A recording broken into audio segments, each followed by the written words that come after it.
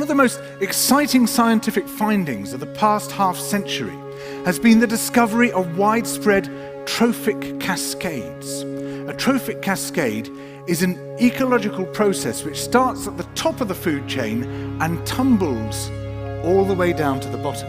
And the classic example is what happened in the Yellowstone National Park in the United States when wolves were reintroduced in 1995.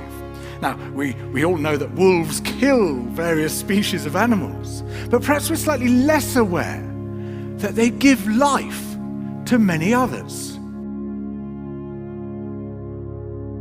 Before the wolves turned up, they'd been absent for 70 years.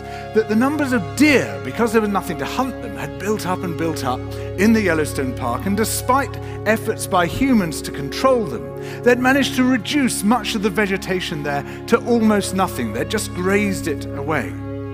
But as soon as the wolves arrived, even though they were few in number, they started to have the most remarkable effects. First, of course, they killed some of the deer, but that wasn't the major thing. Much more significantly, they radically changed the behavior of the deer. The deer started avoiding certain parts of the park, the places where they could be trapped most easily, particularly the valleys and the gorges.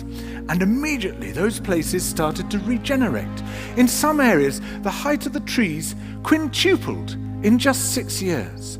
Bare valley sides quickly became forests of aspen and willow and cottonwood. And as soon as that happened, the birds started moving in. The number of songbirds, of migratory birds, started to increase greatly. The number of beavers started to increase because beavers like to eat the trees. And beavers, like wolves, are ecosystem engineers. They create niches for other species. And the dams they built in the rivers provided habitats for otters and muskrats and ducks and fish and reptiles and amphibians.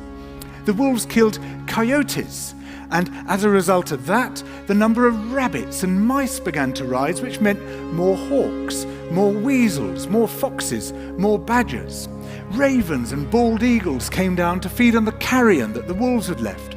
Bears fed on it too, and their population began to rise as well, partly also because there were more berries growing on the regenerating shrubs. And the bears reinforced the impact of the wolves by killing some of the calves of the deer. But here's where it gets really interesting. The wolves changed the behavior of the rivers.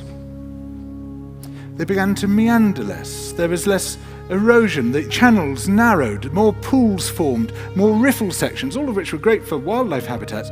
The rivers changed in response to the wolves.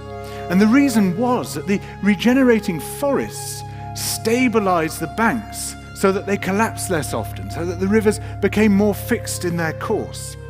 Similarly, by driving the deer out of some places and the vegetation recovering on the valley sides, there was less soil erosion because the vegetation stabilized that as well.